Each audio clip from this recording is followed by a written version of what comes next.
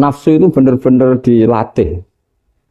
Maka masyhur dalam cerita ada orang perang sama Ali radhiyallahu anhu. Ketika perang ini sangat semangat. Tapi ketika orang itu meludahi dan Sayyidina Ali ini tersinggung karena diludahi, Sayyidina Ali langsung angkat tangan. Sudah perangnya nggak usah diteruskan. Karena saya marah sama kamu sekarang demi nafsu karena kamu meludahi saya. Padahal saya tadi motifnya demi Allah dan Rasul. Jadi sangat tipis bedanya kita emosi karena diri kita dan emosi karena Allah dan Rasul. Sehingga ketika diludahin ini terus beliau mikir jangan-jangan perang saya karena saya diludahi. Nah yang hilang dari peradaban modern adalah Allah itu tidak begitu hadir di hati kita. Saya sering cerita di mana-mana teks hadis itu sebenarnya berbunyi gini, ini hadis sahih. Mangka na yu'minu billahi wal yaumil akhir fal yukrim jarahu. Ada yang fal yukrim jarahu dhaifahu, ada yang fal yakul khairan aw yasmut. Siapa yang iman dengan Allah dan Rasul maka harus memuliakan tetangganya, memuliakan tamunya. Dulu itu ada seorang ulama dipanggil anak muda, dibully dari sekarang. Wahai kiai, datang ke rumah saya. Datang kiai itu. Setelah sampai ke rumah orang itu, silakan kiai kembali ke rumahnya. Saya tidak butuh kiai. Kiai itu dengan riang kembali. Setelah di rumah dipanggil lagi. Pak Yai, silakan datang ke rumah saya. Datang lagi. Ya senyum-senyum kiainya santai. Wah, nggak jadi butuh Pak Yai. Silakan kembali lagi. Sampai 3 kali. Oh itu kalau rektor digitukan marah itu. Dosen marah. Kiainya santai. Santai, senyum-senyum, rileks. Ketika ditanya, kenapa Pak Yai tidak tersinggung? Jawabannya unik. Anak muda, saya ini senang sekali nuruti perintah Allah, disuruh menghormati tetangga. Sehingga ketika Anda manggil, ya saya datang. Ketika Anda nyuruh pulang, ya saya pulang. Saya senang sekali nyenangkan tonggo. Dan itu perintah Allah, jadi tidak ada hubungannya dengan kamu. Wah, pemudanya nangis minta dimaafin. Kalau kita kan enggak, kita ini dosen, kiai, mungkin kita doktor, mungkin kita profesor. Tapi kita ini sering didikte oleh orang bodoh. Kalau orang bodoh itu jengkel, lo kita ya jengkel. Lo kamu jengkel, dijengkelkan orang bodoh itu namanya terdikte. Itu bodoh apa pinter? Oh itu tidak pinter sama sekali. Kalau betul-betul kamu pinter, hanya bisa didikte oleh Allah Subhanahu wa Ta'ala. Jadi antara hukum Allah apa? Wa ahsin man asa'a ilaika. Berbuatlah baik sama orang yang berbuat buruk sama Anda. Itu dikteannya Allah. Kalau dikteannya orang-orang bodoh, kayak dimangkel ben mangkel, terus kamu mangkel, itu bodoh apa pinter? Nah, problem kita kekinian adalah wong pinter, wong bodoh, itu bodoh-bodoh bisa didikte oleh sekelilingnya. Terus karuan wataknya perempuan seperti itu, wataknya anak-anak seperti itu, kita didikte. Anak-anak jengkelin kita mangkel, berarti kita didikte oleh orang bodoh. Makanya agama itu unik, kadang ngendikan wa ahsin man asa'a ilaika, kadang wasil man qata'aka, sambunglah orang yang memutus kamu. Karena dengan demikian kita hanya didikte oleh Allah Subhanahu wa Ta'ala, bukan didikte oleh hukum sosial. Cara Jawane nak ngapiki tangga sing apik akeh tunggale. Berbuat baik sama yang berbuat baik pada kita itu, mbok orang fasik ya seperti itu, maling ya seperti itu, sama. Tapi kalau berbuat baik sama orang yang berbuat jelek sama kamu itu baru luar biasa. Dan memang teksnya hadis wa ahsin man asa'a ilaika. Berbuat baiklah sama orang berbuat buruk sama kamu. Jadi enggak boleh orang didikte. Makanya ngaji di sini diantaranya saya akan cerita dalam sebuah hadis sahih, dalam hadis hasan yang diriwayatkan Imam Tirmidzi, ada kalimat dari Rasulullah SAW. Dawe Nabi, la takunu imma'atan, taquluna in ahsanan nasu ahsanna, wa in zolamu zolamna. Walakin watti'u anfusakum in ahsanan nasu antuhsinu, wa in asa'u Allah tazlimu. Kamu jangan jadi orang yang mudah diombang-ambingkan oleh orang sekeliling kamu. Yaitu kamu mengatakan, jika orang baik ke saya akan baik, jika orang buruk ke saya juga akan membalas buruk. Itu namanya Anda didikte. Tapi berkomitmenlah kamu akan berbuat baik meskipun orang lain berbuat buruk. Nah sekarang logika sosialnya begini. Kalau di Indonesia itu ada 1000 kiai, ada 1000 profesor yang ingin membenahi Indonesia. Rata-rata orang awam itu semau gue. Terus mereka mendikte kita. perilakunya nggak simpatik, perilakunya jengkelin. Terus 1000 profesor ini ikut jengkel. Itu kira-kira jadi solusi apa goblok bareng? Sama 1000 kiai ini ikut jengkel. Ini jadi solusi apa goblok bareng? Goblok bareng. Nah problem sekarang kita ini biasa didikte orang bodoh. Nah makanya ciri khas orang muslim itu kata Nabi mangkana yu'minu billahi wal yaumil akhir. Jadi baik tetangga karena perintahnya Allah dan Rasul. Pentingnya apa? Bedanya karena berbuat baik ini perintahnya Allah, mbok tonggo apik lah kita tetap apik karena perintahnya Allah dan Rasul. Begitu juga dengan hubungan dengan istri, dengan anak. Mbok bojomu lagi cerewet lah ya tetap apik. Karena dengan cara itu kita hanya tunduk kepada Allah dan Rasul. Tapi kalau kamu istri saya kalau baik ya saya baik, kalau enggak ya enggak. Berarti Anda didikte oleh perilakunya dia. Itu latihan, ya kalau dalam bahasa pondok, latihan jadi wali itu yang paling berat. Nabi itu kalau sama orang munafik itu sabarnya Masya Allah. Padahal Nabi berso kalau orang itu orang munafik. Karena dengan cara seperti itu, bahwa kebaikan Nabi pada seseorang itu atas perintahnya Allah dan Rasul, bukan atas nama servis. Kalau Nabi hanya baik kepada Abu Bakar, itu mungkin orang bilang, wis adune wong Abu Bakar baik sama Nabi. Tapi kalau Nabi baik sama orang munafik, Abdullah bin Ubay bin Salul, itu kalau nggak perintahnya Allah dan Rasul itu nggak bisa. Nah ini cobalah berlatih seperti itu, sehingga kita tidak mudah didikte. Ya saya ulang lagi, nggak mudah apa? Didikte. Ini ngaji itu harus objektif. Objektif itu jujur. Jadi bisa saja korbannya ayah saya, bisa rektornya, bisa semuanya. Tapi korban dengan makna yang bagus. Karena di antara saran Al-Quran, Allah ngendikan kalau belajar atau mencari nasihat atau mencari kebaikan apa saja, itu diistilahkan walau ala anfusikum awil walidaini wal aqrabin. Meskipun ketentuan itu merugikan kamu. Jadi ketentuan apapun yang merugikan kita, kita harus tetap kaji. Meskipun itu tidak menguntungkan kita. Karena banyak problem, mulai dulu sebenarnya problem itu. Orang yang wakam da'in yadda'i annahu da'a ilallah, tapi hakikatnya yad'u ila nafsih. Jadi banyak da'i yang mengklaim dirinya mengajak ke Allah dan Rasul, tapi sebetulnya hakikatnya mengajak ke kelompoknya sendiri. Saya ini termasuk kiai yang masih orisinil. Artinya orisinil gini, suatu saat atau kapan saja saya kok sudah tidak laku jadi kiai, asal Islam jalan tetap senang, karena nggak penting yang populer saya apa enggak itu tidak penting, yang penting agama ini tetap jalan. Sama, negara ini harus jalan siapapun presidennya. Ya ini penting saya utarakan karena perbedaan antara nafsu dan komitmen beragama itu tipis sekali.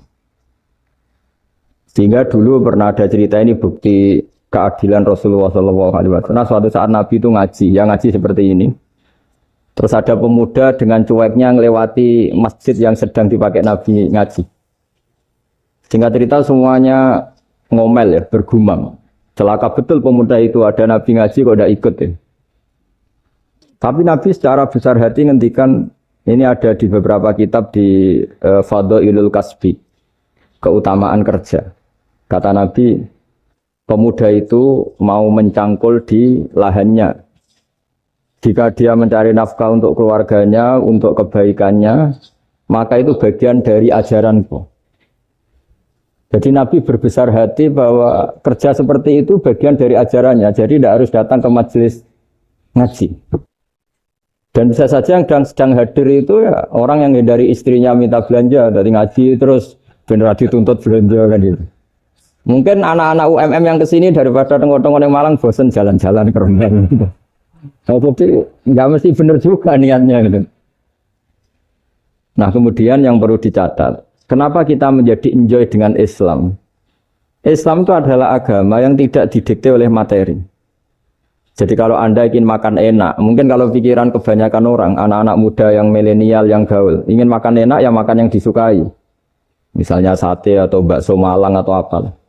Kalau orang-orang yang jadi wali gak gitu cara berpikir. Ini yang masih orisinil.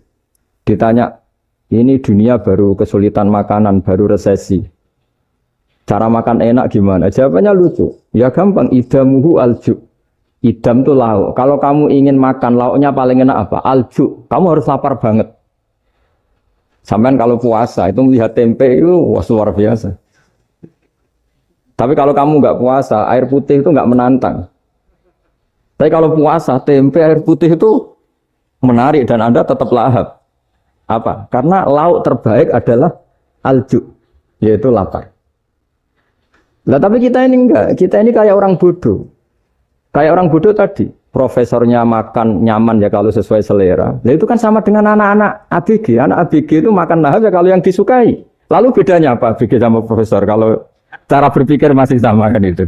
Kiainya juga gitu. Kiai makan enak kalau yang disukai, kalau enggak ada. Lalu bedanya apa kiai sama orang awam? Orang awam juga gitu, makan lahap ya kalau yang disukai. Nah, ternyata perilaku kita ini yang pintar sama yang bodoh sama, Mas. Kalau kamu ingin berkasta lebih baik, itu cara makan enak itu apa? Idamuhu al-ju'. Lauk terbaik adalah karena kita sangat lapar. Makanya masyhur dalam cerita-cerita tarikh sirah nabawiyah. Nabi diberi hadiah, beberapa hadiah. Di antaranya ada yang diterima, ada yang enggak. Termasuk yang dikembalikan itu dokter.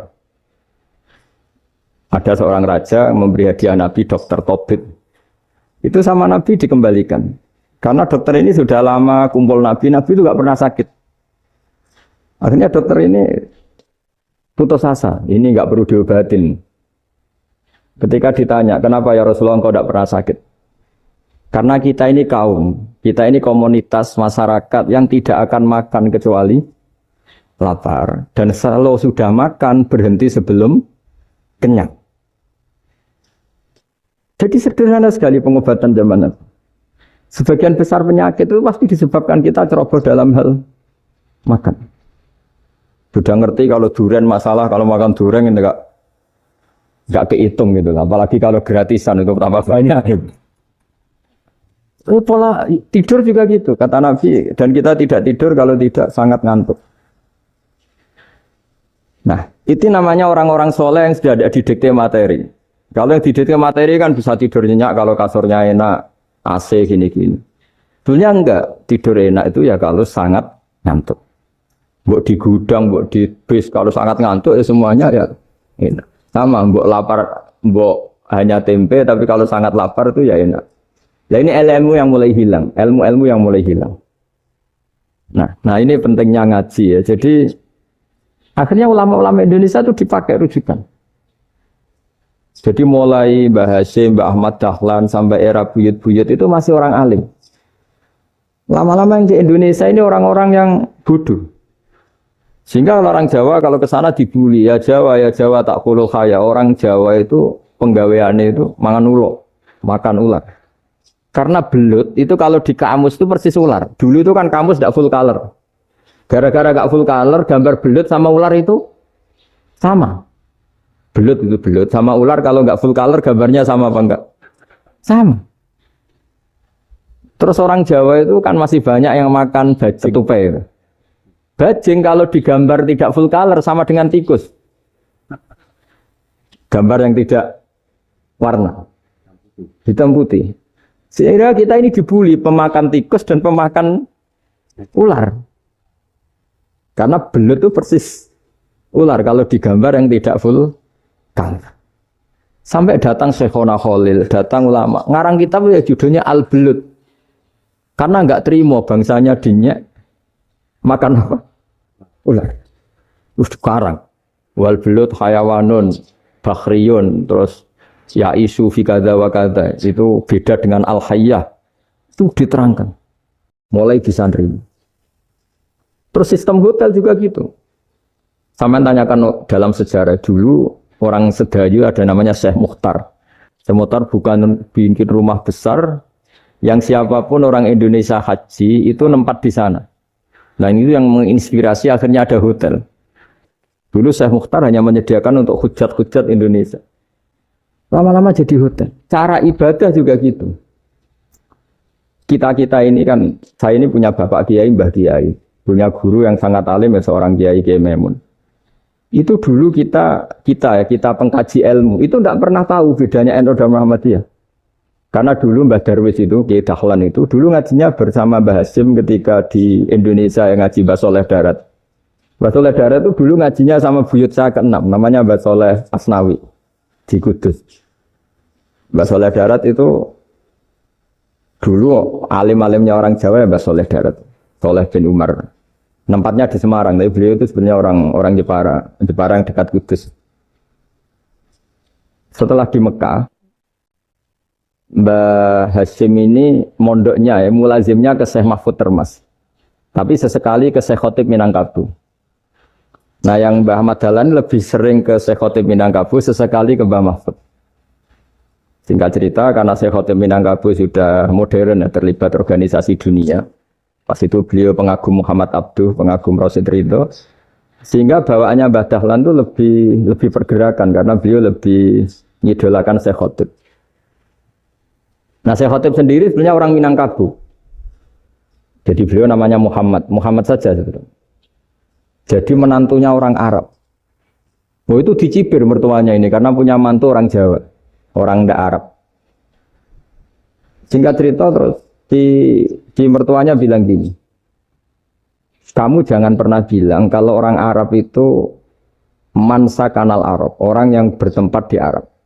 Walakin mantakallama bi arabiyyin fasihin, tapi orang bisa ngomong Arab secara fasih.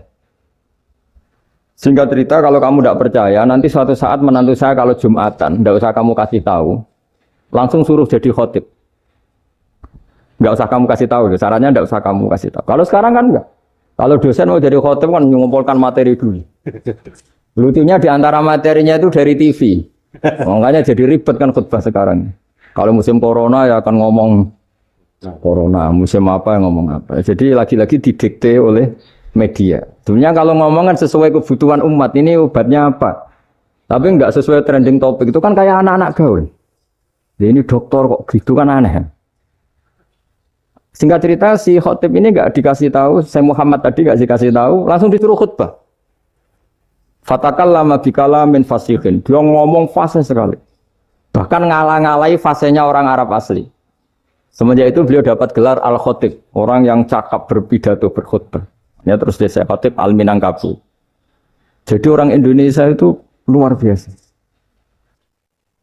Dulu yang namanya orang Indonesia di Arab Saudi itu dihormati sekali. Karena yang ke sana itu pasti ulama.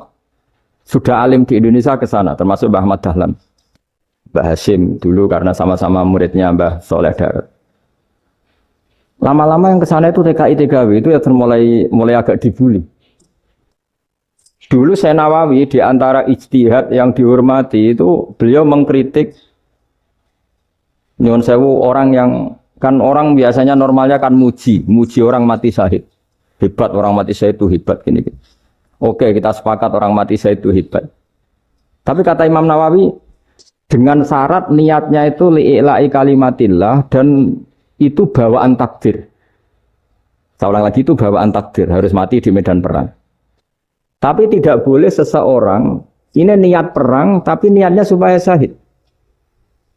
Karena kalau begitu berarti dia berniat supaya menjadi maktulal kafir, orang yang dibunuh orang kafir. Kedua, dengan dia mati berarti pasukan Islam berkurang. Berarti dia ingin pasukan berkurang, hanya ambisinya dia ingin langsung ke surga. Misalnya pasukan orang Islam itu 10, orang kafir 10. Kalau kamu ingin syahid berarti mati 1 kan, tinggal 9 kan. Nah kalau yang seperti itu 10 kan mati semua. Gara-gara ingin syahid, akhirnya perang rapati tenanan, benang mati, benang lebu. Kata Syekh Nawawi, ya enggak. Kalau kamu perang sama orang kafir, ya niat menang. Dengan niat menang ini, kamu ingin li'ila'i kalimatillah. Tapi kalau kamu ingin syahid, berarti kamu menuruti keinginan nafsu kamu yang cepat masuk surga. Itu orang Arab kagumnya bukan main. Karena di mana-mana orang itu dinilai dari niatnya. Paham ini ya? Tapi perang loh ya, dalam kondisi perang, bukan teroris. Perang itu artinya orang kafir yang ingin bunuh kita, itu perang namanya apa? Perang. Dulu orang cerita syahid itu hanya pokoknya syahid itu hebat, pokoknya syahid itu hebat. Syahid di medan perang itu hebat, pokoknya syahid di medan perang hebat. Tapi ketika Syekh Nawawi memberi penjelasan ilmiah, Jika kamu perang ingin cepat mati, ingin cepat syahid, artinya ini untuk pemenuhan diri kamu karena kamu bayangkan langsung masuk surga. Kamu lupa bahwa dengan kamu dibunuh kekuatan Islam berkurang. Akhirnya beliau memberi penjelasan. Syahid itu bagus, itu sebagai takdir. Hanya takdir itu kita perang yang ingin menang, tapi takdirnya mati. Jangan dibalik. Oleh perang rapati tenanan, benang mati, namun itu yang pertama, terus ulama yang pertama memberi penjelasan itu Syekh Nawawi. Akhirnya melahirkan kekaguman yang luar biasa dengan tafsir Munirnya itu. Terus beliau itu orang yang rileks kalau menjelaskan ilmu. Ini ya juga guru-gurunya Mbah Hasyim, Mbah Guru sama Mbah Hasyim, sama Mbah Ahmad Dahlan Syekh Nawawi.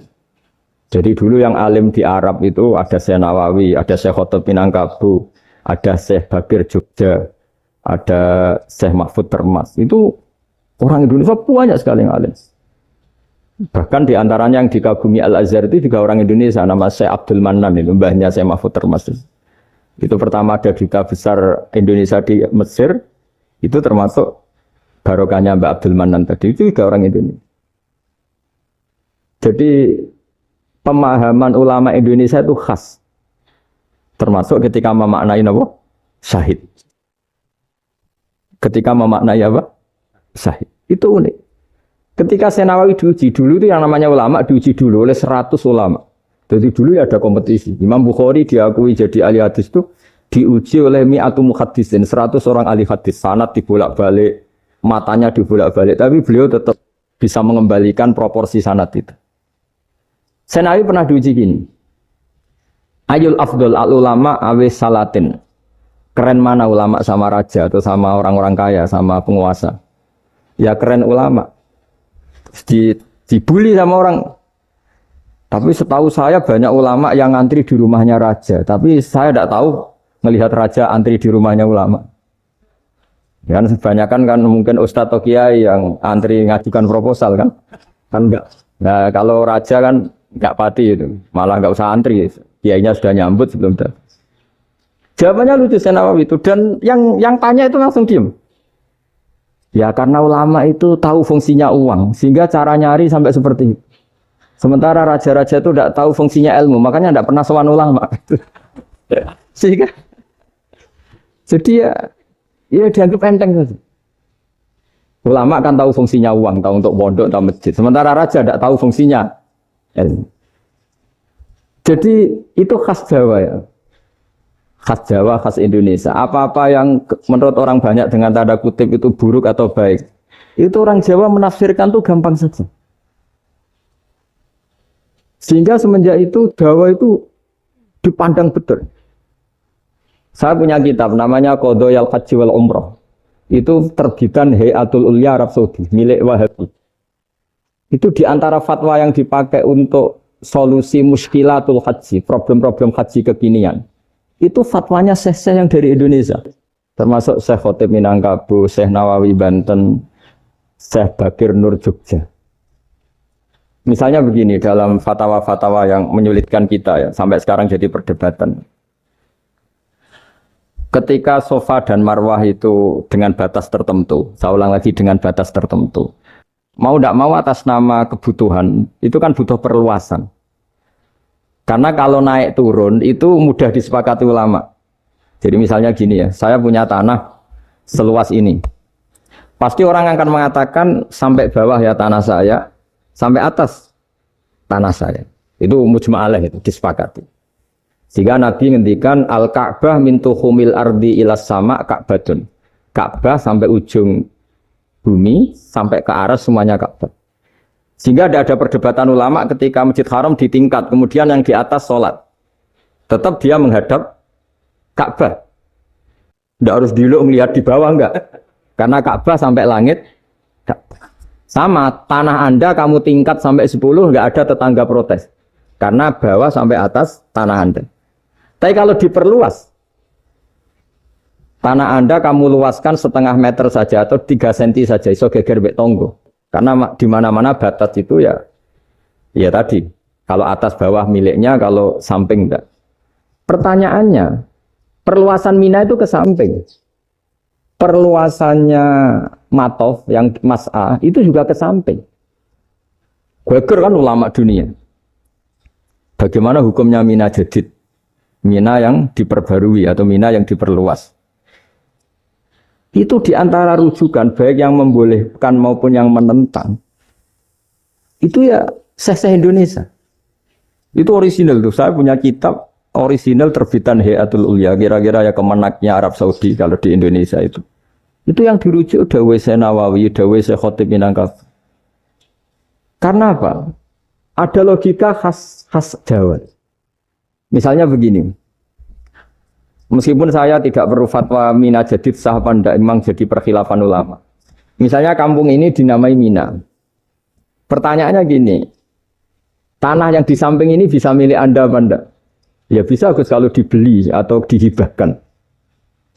Berarti tanah di samping Anda menjadi milik Anda karena ada proses pengambil alian lewat beli maupun hibah. Nah masalahnya ini negara itu berhak menganeksasi atau memasukkan ini sebagai mina. Itu ulama Jawa kalau ditanya, alasannya apa? Fa'innal muttasila bisya' hukmu dzalika syai'. Karena yang gantet, yang mutasil itu bisa dihukumi seperti sesuatu itu. Jadi kalau ini mina, ya yang gantet mina ini ya bisa dikatakan mina.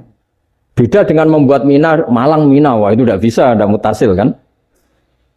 Itu enteng sekali ulama Jawa. Satu ya tentu karena kebutuhan, tapi asal masih al-muttasilu bihi, yang masih tanah yang masih mutasil. Nah ketika perluasan mas'ah antara sofa dan marwah kan misalnya ini batas luasnya sofa, ini batas luasnya marwah. Lalu atas nama kebutuhan, sofa marwah itu sampai sini. Sampai agak meluas ke sini. Itu geger Arab Saudi. Wah ini gimana. Padahal tawaf itu harus antara gunung Sofa dan gunung Marwah. Sa'i itu ya. Tapi kalau istilah Quran memang tawaf sama-sama. Makanya apa? Inna Sofa al-Marwata min sa'airillah faman hajjal baita wa i'tamara fala junaha alaihi ayyat tawafati. Nah, jadi kalau istilah sa'i di Quran itu masih tawaf. Karena harus ada, kalau bisa lah, bukan harus. Kalau bisa memang harus ada unsur muternya. Kita kalau sa'i kan dari sini Sofa sampai sini Marwah, terus kan agak muter ke sini, nah, kan agak membentuk lingkar. Nah, makanya Quran tetap mengistilahkan apa? Tawaf. Jadi bukan sini ke sini, terus sini ke sini kan enggak, tapi sini sampai sini, terus muter kan, terus sini. Jadi antara setar dan selama ini prakteknya kan gitu ya. Sofa ngambil sini, terus ke sini, terus agak muter. Nah, karena ada unsur agak muter ini, terus orang menyebut apa? Tawaf. Tapi itu bukan syarat sah, ini cerita ideal. Saya ulang lagi ya.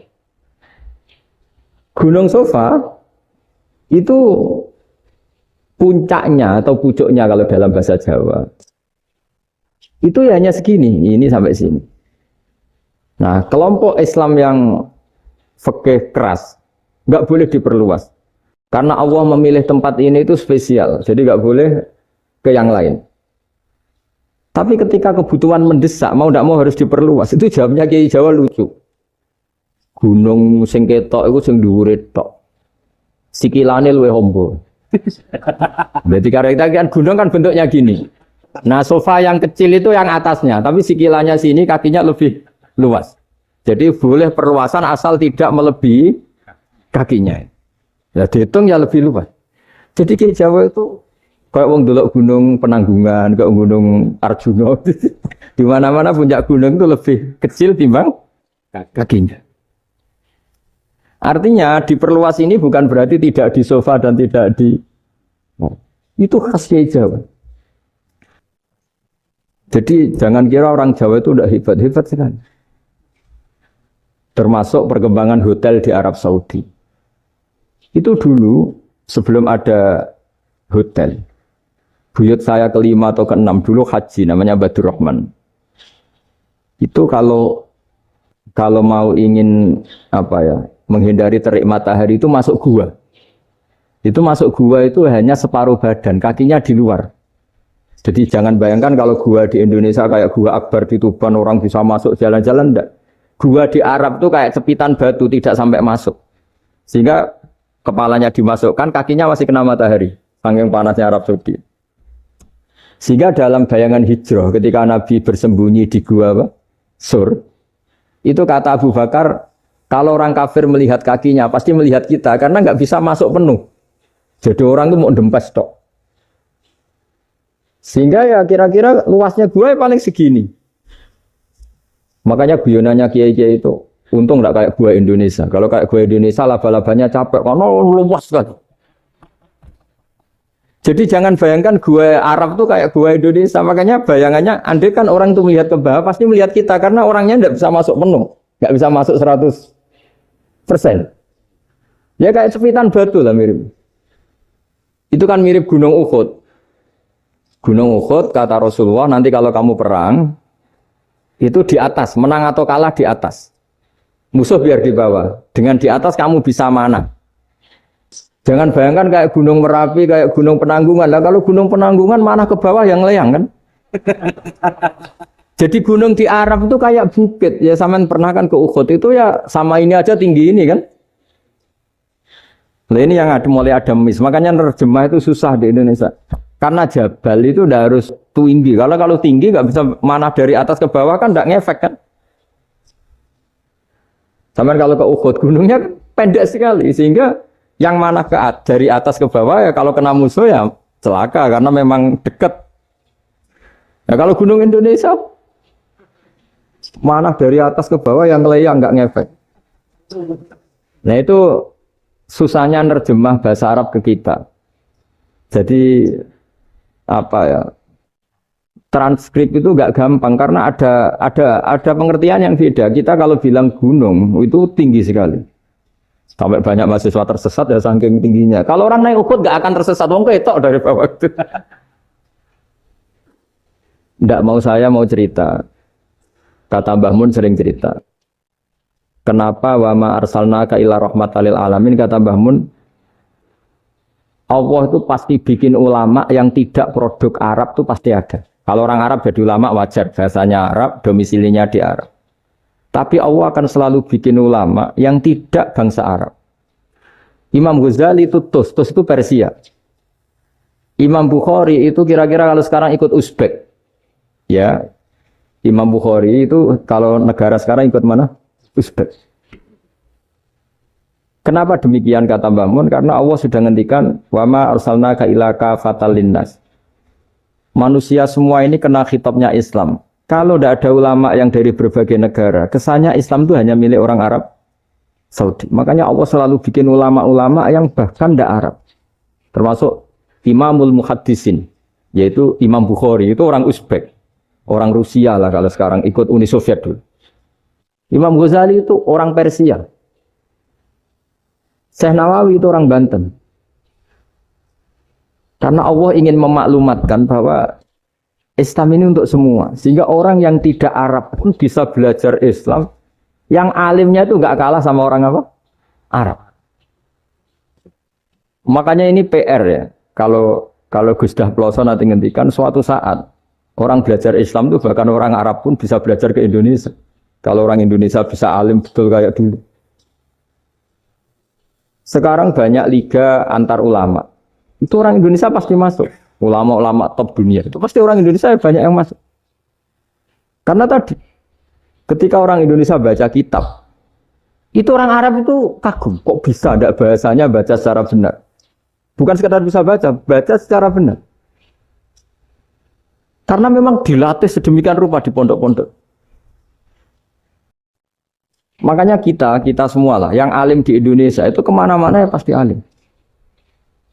Dulu putra Mbah Mun namanya Gus Zofur itu tahun pertama ya sudah the best di tahun pertama. Kalau tahun pertama the best-nya ilmunya bawaan dari sarang, dari keluarganya. Gus Najib mondok di Said Muhammad tahun pertama sudah dipuji sebagai yang teralim karena ya sanggup.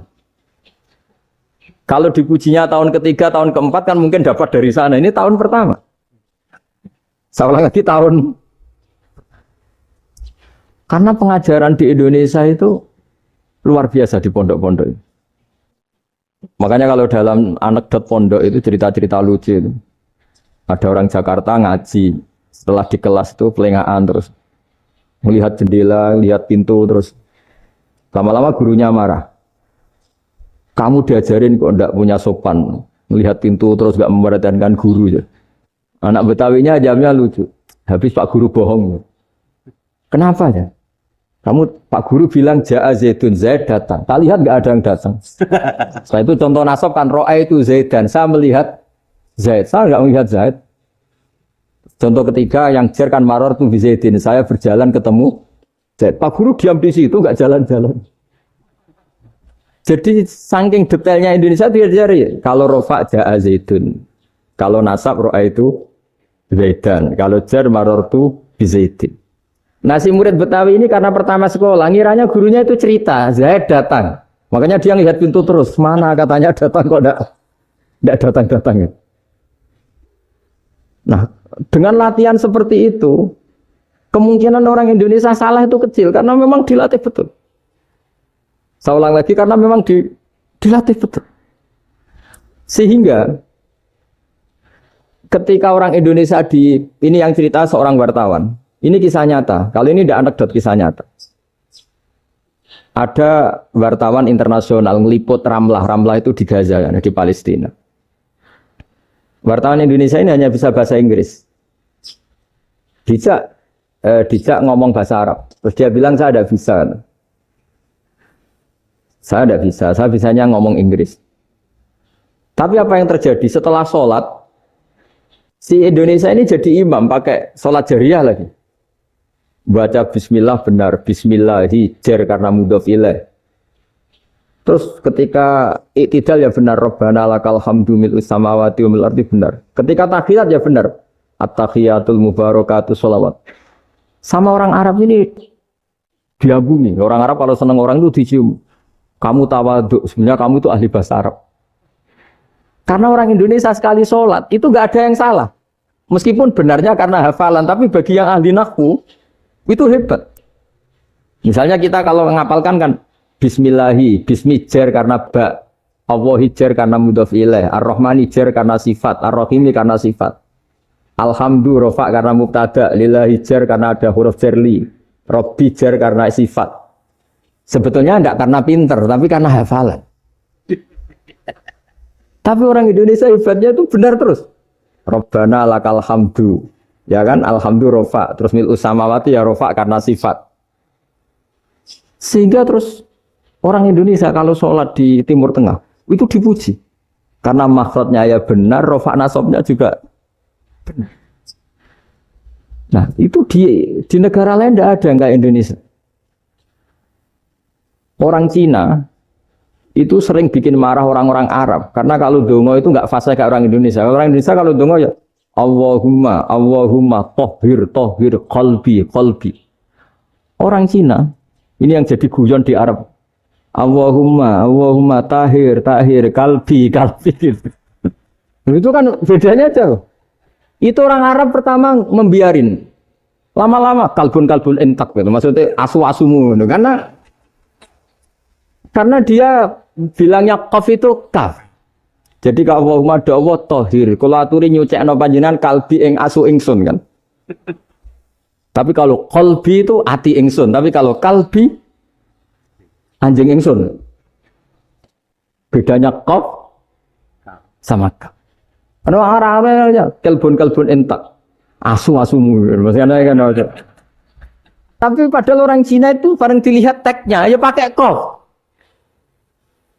Orang Indonesia enggak, mulai kecil dilatih, sak fase-fase. Sampai yo sulit betul latihan Fatihah itu. Kalau di Kudus malah sampai 3 bulan Fatihah itu. Sampai at-tahiyyatu, kurang bersih. At-tahiyyatu sampai itu.